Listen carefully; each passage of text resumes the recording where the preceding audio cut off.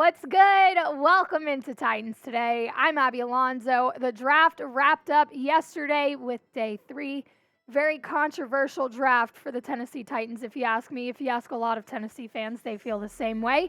But it's not over. There are still UDFA signings happening, and we are going to cover a tracker today just to kind of keep you updated on what moves the Titans are still making following the draft. It's been a long weekend, but we're here giving you the coverage. Let's get into it.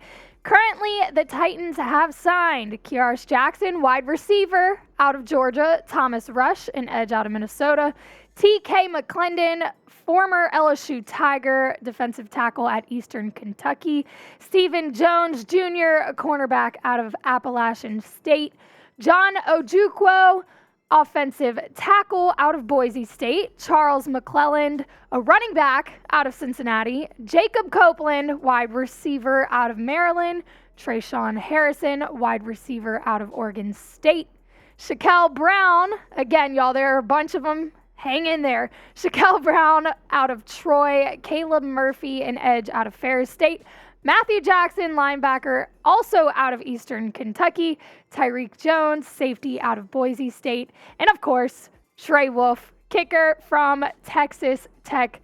It's a lot of guys they're adding, and here's the thing, they still have room for, I believe, 7 more, which they haven't done yet, and Mike Vrabel, Ran Carthon had a presser that said, look, this is a continued process. This isn't done in a day. We continue to evaluate these guys all throughout the week. So when those signings come, we will make sure you know about them. But if you want all the Titans news, rumors, analysis, again, if they make more UDFA signings, hit the sub button. This is the place to be. We've had coverage for you all draft weekend. It was a very long weekend, late nights, very little sleep, as you can tell. It took a lot of effort to get into the office, but I'm here today on a Sunday, making sure that you know about the Titans UDFA signings. Hit the sub button. Stay here with us. We'll have the best coverage for you during the offseason and during the season. I'm going to get into these signings a little bit more. Now, bear with me. I am going to be looking at my computer because some of these guys we didn't scout. We don't have much in our database about them. So this morning I looked at some notes, got some quotes, some stats for you. We'll break them down, starting off with Kearis Jackson, wide receiver out of Georgia. He is guaranteed $78,000 with this signing. And in his career at Georgia, he had 78 receptions, 1,107 yards. He averaged 14.2 yards per catch, and he had 4 touchdowns. His best year was in 2020, followed by 2021. Wasn't used as much in 2022, but still a part of a very good Georgia program, good coaching. Could be a good addition to the receiver room that we know didn't get too much attention during the draft, which is a big concern moving forward. Thomas Rush, edge out of Minnesota. He was highly sought after the draft. Apparently, a lot of teams were on the phone right after the draft trying to get a hold of Thomas Rush. Titans landed him. He will be guaranteed $175,000. A lot of money.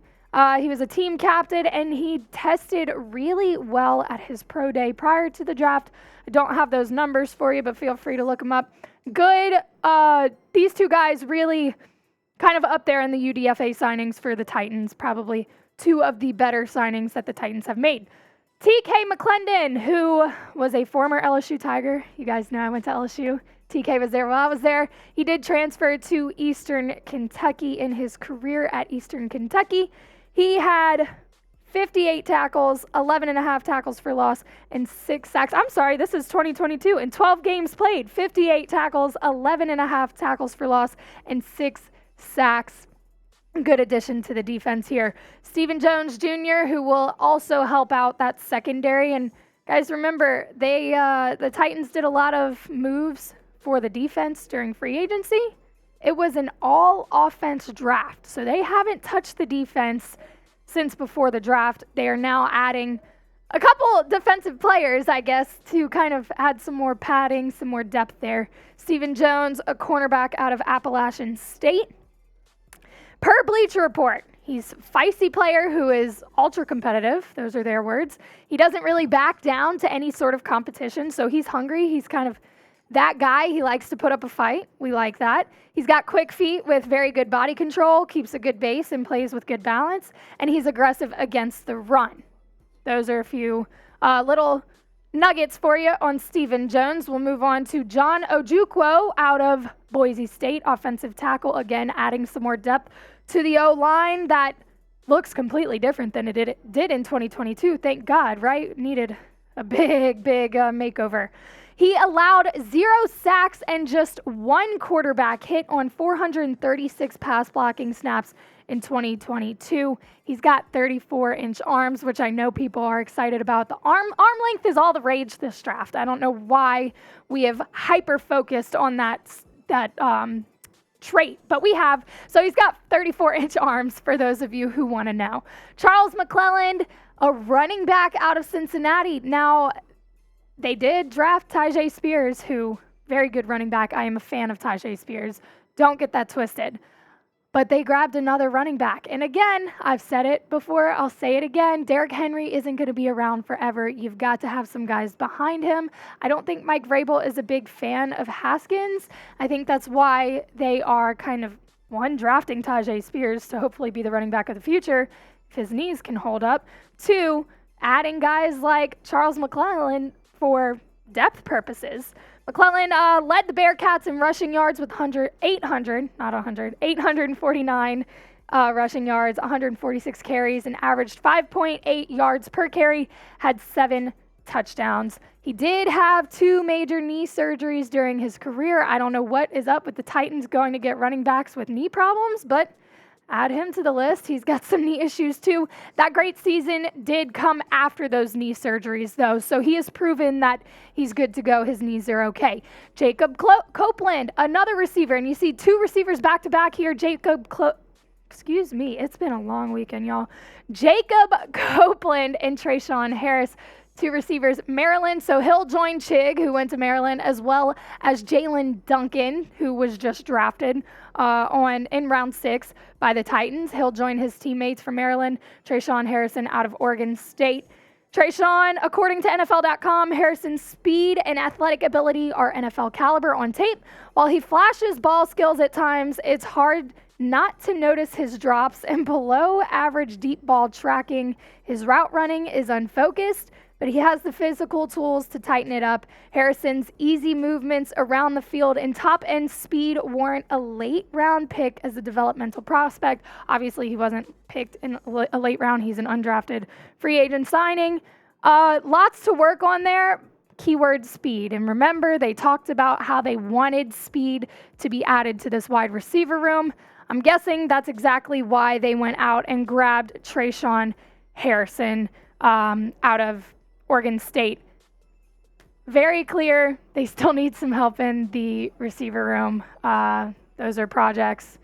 I'm sure these kids can, maybe they're gems. Maybe they are just hidden gems in the UDFA signings. We'll see what happens, but the receiver room still needs help. I'm just going to say it. Who's your favorite UDFA? Let me know down in the comments section. Again, they have 13 of them, or yes, 13 of them, right? Yeah, 13. Guys, my brain is not here, but I am. 13 of them. They can still make 7 more. Still need some help on the roster. But let me know who your favorite was down in the comments section. We'll run through them one more time just so you are aware of who they are. Shaquille Brown, a little bit more on him. 6'4", 320 pounds, 3-year contributor after transferring from Itawamba Community College. So he came out of a community college before he went to Troy. And in 2022, he had 32 tackles, 6 tackles for loss, and 4 sacks. Caleb Murphy from Ferris State. Murphy demolished the NCAA All-Divisions record for single-season sacks, recording 25.5. Now, I know this is D2, but 25.5 sacks in one season is pretty nice. He led all divisions with 39 tackles for loss, which matched the all-time single-season record for any NCAA level. Good pickup there. I got to say, Caleb Murphy probably, again, D2, but definitely got some traits there to help out the Titans' defense. Matthew Jackson, 6'2", 205. He will join his former teammate TK McClendon from Eastern Kentucky. Again, another defensive move. Lots of defensive signings. More defense than offense, obviously, because they drafted a lot of offense. And then Tyreek Jones, safety out of Boise State. He is a box safety featuring good size and closing speed, but a lack of fluidity to hold up to man coverage duties as a pro. Jones plays with good toughness and a willingness to mix it up near the line of scrimmage. He's capable in short zone coverage or against certain inline tight ends, but he loses effectiveness when playing in reverse. Jones' extreme length will catch the attention of traits-hungry teams, but those same teams will face limitations in how they are able to use him. A little bit more from NFL.com on Tyreek Jones. And finally, we'll round it out with kicker Trey Wolff out of Texas Tech. He went 42 of 52 in his career with field goals and 107 of 110 in extra points, totaled 233 points overall, over 45 career games for the Red Raiders. That is Trey Wolff. Again, lots of guys here, mainly defensive signings so far. A few wide receivers, a running back. That receiver room is scaring me. I'm going to be completely honest with y'all. I really don't know how it develops throughout the offseason unless they're gearing up for a huge DeAndre Hopkins trade, which fingers crossed, maybe it happens, probably not though. Grade the Titans UDFAs. Again, 13 of them, possibly room for possibly 7 more. We'll keep you updated on those. Head down to the comments section, give it an A, B, C, D, or F. Let me know how you feel about these UDFAs for the Titans. As always, we appreciate y'all for watching. We will see y'all soon.